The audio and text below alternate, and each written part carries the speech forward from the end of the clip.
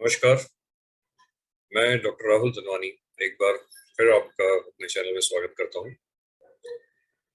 पिछले कुछ समय से थोड़े बिजी शेड्यूल की वजह से वीडियोस नहीं बना पा रहा था, इसके लिए मुझे खेद है। लेकिन उसके पहले जो आखिरी वीडियो सीरीज थी एग्जामिनेशन ऑफ स्वेलिंग्स पे, वो आपको पसंद आई। आपके उस पे मुझे कमेंट्स और फीडबैक मिले, तो उसके लिए आपका बहुत बहुत धन्यवाद। एक बार फिर एक नई वीडियो सीरीज की शुरुआत कर रहा हूँ और ये वीडियो सीरीज थोड़ी सी अलग है। ये कुछ रैंडम टॉपिक्स पे है, मेडिकल टॉपिक्स पे होगी, लेकिन वो टॉपिक एक मेडिकल स्टूडेंट और प्रैक्टिशनर दोनों के लिए इंपॉर्टेंट होंगे। स्टूडेंट के लिए मैं जैसे हमेशा कहता हूँ कि स्टूडेंट लाइफ बहुत छोटी सी लाइफ होती है। उसके बाद मेन लाइफ एक डॉक्टर की जो रहती है वो प्रैक्टिसिंग लाइफ होती है, जब वो एक डॉक्टर की तरह जब उसे एक रोल अपना प्ले करना पड़ता है। तो उन सब चीजों का जिनका एग्जाम तो ठीक है, एग्जाम के साथ साथ आगे प्रैक्टिस की लाइफ में भी आपको जिसका बहुत या जिस नॉलेज की जरूरत पड़े, ऐसे टॉपिक सिलेक्ट करके इन पे कुछ शॉर्ट वीडियोस में बनाऊंगा, जो हर वीडियो लगभग 10 या 15 मिनट का होगा। लेकिन वो टॉपिक आपके लिए, जैसे मैंने कहा, कि स्टूडेंट और प्रैक्टिस लाइफ दोनों के लिए इम्पोर्टेंट होगा। तो चलिए, इस उम्मीद से कि ये सीरीज भी आपको पसंद आएगी, इसकी शुरुआत करते हैं। और आज का टॉपिक है कॉन्फिडेंशियलिटी। ये शब्द आपने सुना होगा मेडिकल साइंस में। इसका मतलब होता है गोपनीयता। अब कॉन्फिडेंशियलिटी मेडिकल साइंस में या डॉक्टर पेशेंट रिलेशन में कॉन्फिडेंशियलिटी का क्या मतलब है, क्या उसकी जरूरत है, या उसमें क्या क्या हमसे जाने अनजाने में कुछ गलतियां हो जाती है, क्या क्या चीजों का हमें ध्यान रखना है, ये सब इस वीडियो में आपको बताया जाएगा। तो चलिए, सबसे पहले शुरुआत करते हैं कि कॉन्फिडेंशियलिटी होता क्या है। अब एक सीधी सी इसकी अगर डेफिनेशन बनाई जाए तो पेशेंट की बीमारी के बारे में कोई भी जानकारी आप उसकी सहमति के बिना किसी को भी नहीं बता सकते। मतलब यहाँ पेशेंट बीमारी के बारे में कोई जानकारी, मतलब वो उसकी इन्वेस्टिगेशन की रिपोर्ट है या उसका डायग्नोसिस है या उसका प्रोग्नोसिस है, जो सारी चीजें हैं वो जब तक पेशेंट आपको सहमति न दे, आप किसी को भी नहीं, मतलब इवन उसकी फैमिली मेंबर्स को भी नहीं बता सकते। चलिए, इसे एक छोटे से एग्जांपल से समझते हैं। अब मान लीजिए कि मुझे पेट में दर्द हुआ, मैं आपके पास आया, आप एक सर्जन है, आपने मुझे कुछ इन्वेस्टिगेशंस लिखे, सोनोग्राफी मेरी कराई, तो उसमें पता चला कि मुझे गॉल ब्लैडर में गॉल स्टोन्स है मुझे। तो आपने मुझे बताया कि हाँ ठीक है, गॉल स्टोन है, इसे लेप्रोस्कोपी से निकाल दिया जाएगा। मैं आपके पास अकेला आया था। अब अगले दिन फर्ज कीजिए कि मेरी वाइफ आपके पास आई और उसने पूछा कि डॉक्टर साहब, मेरे हस्बैंड आपके पास आए थे, उनको क्या है। अब आप यहाँ सोचेंगे कि मुझे गॉल स्टोन है और जो पूछ रही है वो मेरी वाइफ ही है, तो उसे बताने में क्या हर्ज है। तो आपने कह दिया कि नहीं, कोई ज्यादा चिंता की बात नहीं, उन्हें गॉल ब्लैडर में स्टोन है और उन्हें ऑपरेशन करके हम निकाल देंगे। अब आप यकीन करें या ना करें, लेकिन इस चीज के लिए अगर मैं आपके अगेंस्ट केस फाइल करता हूं तो मैं जीत जाऊंगा, क्योंकि कॉन्फिडेंशियलिटी मेरी एक राइट है, मेरा एक अधिकार है। आपने मुझसे पूछे बिना मेरी वाइफ को अगर बताया है तो उस अधिकार को आपने ब्रेक किया है। मुझे पता है आप सभी को सरप्राइज हो रहा होगा, क्योंकि प्रैक्टिकली ऐसा नहीं होता है। प्रैक्टिकली तो पेशेंट को जो भी होता है, कई बार मैं कहता हूँ कि पेशेंट से पहले तो उसके घर वालों को पता चल जाता है, लेकिन रूल लॉ हमें पता होना चाहिए। मुझे क्या प्रॉब्लम है आपको पता है, लेकिन मेरे घर में किसे बताया जाए किसे नहीं बताया जाए ये मुझे पता है, ये मैं डिसाइड करूँ।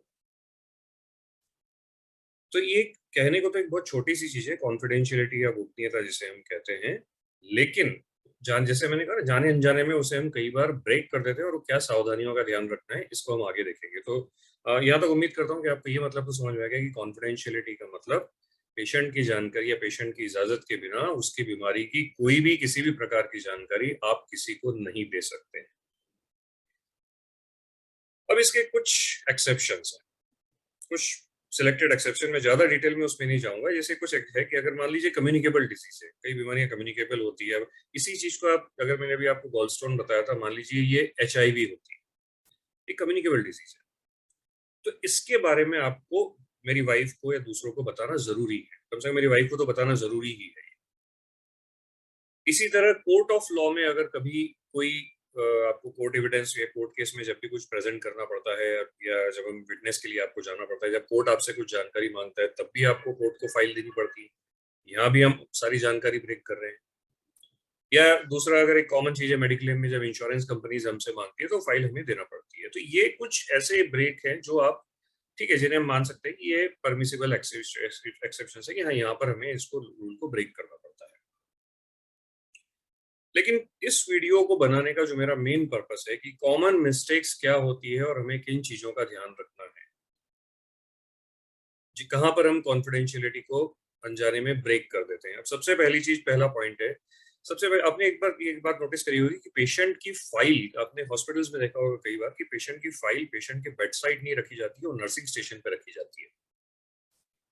ये इसलिए नहीं किया जाता कि कोई वहां से फाइल लेकर चला जाएगा या कोई फोटोकॉपी करा लेगा। ये कॉन्फिडेंशियलिटी का ही पार्ट है, क्योंकि अगर पेशेंट की फाइल आपने पेशेंट की बेड साइड रखी है और उससे मिलने के लिए उसके कोई रिलेटिव आ रहे हैं और वो उस फाइल को पढ़ेंगे, तो उन्हें उसके बारे में सब कुछ पता चल जाएगा। तो एक तरह से इस वजह से ये कारण रहता है कि पेशेंट की फाइल को कभी बेड साइड नहीं रखा जाता, उसे नर्सिंग स्टेशन पर रखा जाता है। हाँ, यहाँ एक बात मैं आपको परमिसिबल ब्रीच की बात बता रहा हूँ। परमिसिबल ब्रीच मतलब कि किस हद तक, कुछ हद तक तो हमें इस लॉ को ब्रेक करना ही होता है। जैसे आप एक मेडिकल कॉलेज में है या हॉस्पिटल में, अब मैं एक डॉक्टर हूँ, आपने मुझे अपनी बीमारी के बारे में बताया, मुझे आपको ट्रीटमेंट करना है। ट्रीटमेंट में अकेला नहीं कर रहा हूँ, ट्रीटमेंट एक टीम करती है। मेरे साथ मेरे रेजिडेंट डॉक्टर्स होंगे, पैरामेडिकल स्टाफ होगा, नर्सिंग स्टाफ, ये सभी पूरी एक टीम होगी, तो इन्हें भी आपकी बीमारी के बारे में पता चलेगा। तो ये परमिसिबल ब्रीच, क्योंकि अकेला आदमी अगर मैं वो नहीं बताऊंगा आगे, तो ट्रीटमेंट आगे हो नहीं पाएगा। इसी तरह से किसी मेडिकल कॉलेज में हम देखते हैं, हम सभी मेडिकल कॉलेज में रह चुके हैं, जब हम पेशेंट से एज ए स्टूडेंट पेशेंट के पास जाते हैं, उसकी केस हिस्ट्री लेते हैं, उसकी फाइल पढ़ते हैं, तो ये भी एक एजुकेशनल पॉइंट ऑफ व्यू से एक परमिसिबल ब्रीच है, लेकिन इसको भी बहुत मिनिमम रखना चाहिए। जहां रिक्वायरमेंट है वहीं आप इसमें करिए, उसको सार्वजनिक मत करिए। तो ये पहला पॉइंट था। अब मैं आता हूँ सबसे गंभीर मुद्दे पे, जो मैं शुरू से कह रहा हूँ कि जाने अनजाने में कई बार हमसे कुछ गलतियां हो जाती है। उसका एक सबसे जो मेजर पॉइंट है वो ये है कि do not reveal the identity of patient on any platform. Patient की, आपका मरीज, आप एक डॉक्टर हैं, वो आपका मरीज है, उसकी आइडेंटिटी मैंने दो आइडेंटिटी रखी है, फेस और नेम, आपका चेहरा और आपका नाम, ये आपकी आइडेंटिटी होती है ऑन एनी प्लेटफॉर्म। मैं इसको एक्सप्लेन करता हूँ। एनी प्लेटफॉर्म का मतलब, जैसे मान लीजिए आप किसी कॉन्फ्रेंस में प्रेजेंट कर रहे हैं, आपने कोई इंटरेस्टिंग केस ऑपरेट किया, आप एक सर्जन हैं, आप एक कॉन्फ्रेंस में प्रेजेंट कर रहे हैं, ये एक प्लेटफॉर्म हो गया। दूसरा, आप आपकी क्लिनिक पे किसी पेशेंट के फोटोग्राफ, आपने ऑपरेशन किया, बहुत अच्छा रिजल्ट है, उसका फोटोग्राफ अपनी क्लिनिक के वेटिंग रूम में आप डिस्प्ले कर रहे हैं, ये भी एक प्लेटफॉर्म हो गया। और अच्छी बात है, मैं इसे सपोर्ट करता हूँ, क्योंकि अगर कई डॉक्टर्स की क्लिनिक में आप देखा होगा, उससे दूसरे पेशेंट्स को भी एक पॉजिटिव फीडबैक मिलता है, उनको भी इंकरेजमेंट मिलता है कि हाँ, इसका ऑपरेशन अच्छा हो सकता है, तो हमारा भी अच्छा होगा। लेकिन चलिए वैसे इस उदाहरण से समझते हैं। मान लीजिए कि मेरे हाथ पे यहाँ पर एक स्वेलिंग है, एक बड़ी गठान है। अब आप ये भूल जाइए कि वो प्रॉब्लम HIV की है, कि गॉलस्टोन की है, कि वो हाथ की गठान की है। प्रॉब्लम होती है, रूल सब जगह सेम रहता है। अब आपने मेरा ऑपरेशन किया, और ऑपरेशन करने के बाद में आपने बहुत अच्छा ऑपरेशन किया, और उसका एक बहुत अच्छा सा छोटा सा निशान बचा, और बिल्कुल अच्छा दिखाने लायक आपने ऑपरेशन किया कि हाँ देखिए, ऑपरेशन के पहले ऐसा था, ऑपरेशन के बाद में ऐसा है। आपने इसी चीज के मेरे हाथ का फोटोग्राफ जो है, वो अपने क्लिनिक के वेटिंग रूम में लगा दिया, लेकिन आपने साथ में नीचे मेरा नाम भी लिख दिया। तो जैसे मैंने आपसे कहा कि नाम जो है वो एक मेरी आइडेंटिटी है। अब नाम मेरा, आपने एक तरह से मेरी कॉन्फिडेंशियलिटी ब्रीच कर दी है। या आप किसी कॉन्फ्रेंस में प्रेजेंटेशन के लिए गए और आपने बताया कि आप, मैं किसी भी केस की हिस्ट्री प्रेजेंट कर रहे हैं, आप बोलते हैं कि मैं patient Ramlal, age 45 years old, male, ये सब आप बताते हैं। आपका पेशेंट रामलाल है या श्यामलाल है, इससे डायग्नोसिस और ट्रीटमेंट में कोई फर्क नहीं पड़ेगा। अगर आप सिर्फ इतना बता देंगे कि 45 years old male patient came for something, जो भी आपकी प्रॉब्लम है, तो सफिशिएंट रहेगा। तो सबसे पहले एक अच्छी हैबिट डालिए कि किसी भी प्लेटफॉर्म पे जब भी आप प्रेजेंटेशन कर रहे हैं, एज ए स्टूडेंट, या आप जैसे इंटर्नशिप में या पोस्ट ग्रेजुएशन में, या एज ए डॉक्टर कभी प्रेजेंट कर रहे हैं, नाम, भले ही वो एक मेडिकल प्लेटफॉर्म है, लेकिन नाम मत लिखिए। आइडेंटिटी यहाँ ब्रेक होती है।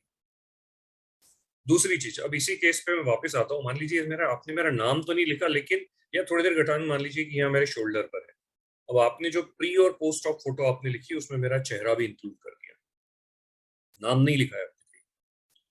अब यहाँ भी वही बात हो गई कि आपने मेरी आइडेंटिटी रिवील कर दी। कि आपने कोई भी अगर आपके पास आ रहा है आपके क्लिनिक में और देख रहा है, और मान लीजिए बाद में मुझे या तो मुझे जानता है या बाद में मुझे मिला और उसे अचानक याद आया कि अरे इन्हें तो हमने देखा है, मैं इनका फोटो हमने देखा है, उन डॉक्टर साहब की क्लिनिक के बाहर लगा हुआ है, तो ये भी आइडेंटिटी आपने ब्रेक कर दी।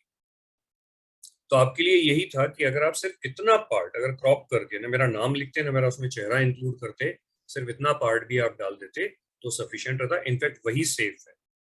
आप किसी भी फॉर्म में ये दो चीजों का ध्यान रखिए कि चेहरा और नाम डिस्क्लोज करने के पहले काफी सावधानी बरतिए। जरूरत नहीं है तो बिल्कुल मत करिए। चलिए आगे बढ़ते हैं।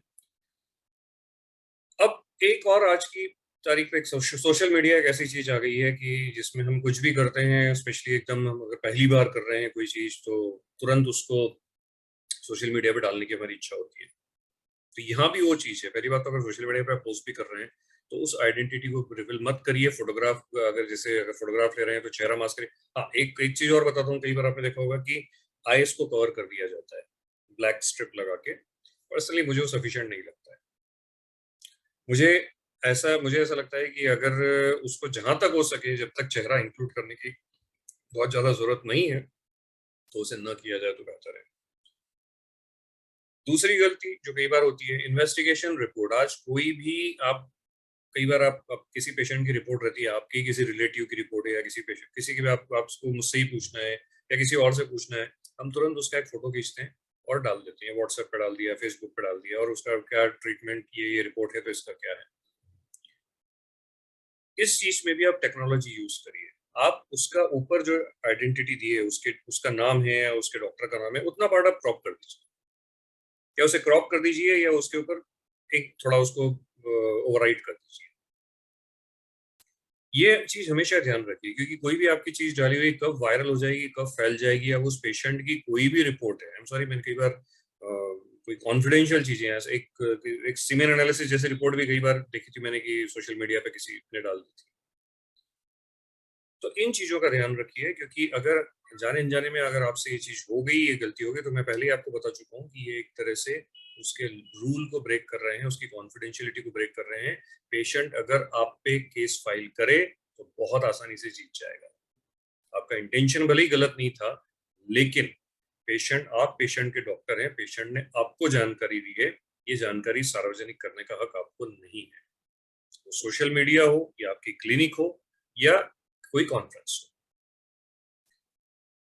और अगर जरूरत ही है, मान लीजिए अब ऐसी ऐसी कुछ कंडीशन है कि अब आपको जरूरत ही है, चेहरे पे ही कुछ आपने सर्जरी करी है या उसके बिना आप पॉसिबल ही नहीं है कि आप नहीं कर सकते, या कभी भी ऐसी कोई कंडीशन आ रही है, पेशेंट को पूरा समझा दीजिए और उसकी प्रॉपर रिटर्न कंसेंट लीजिए।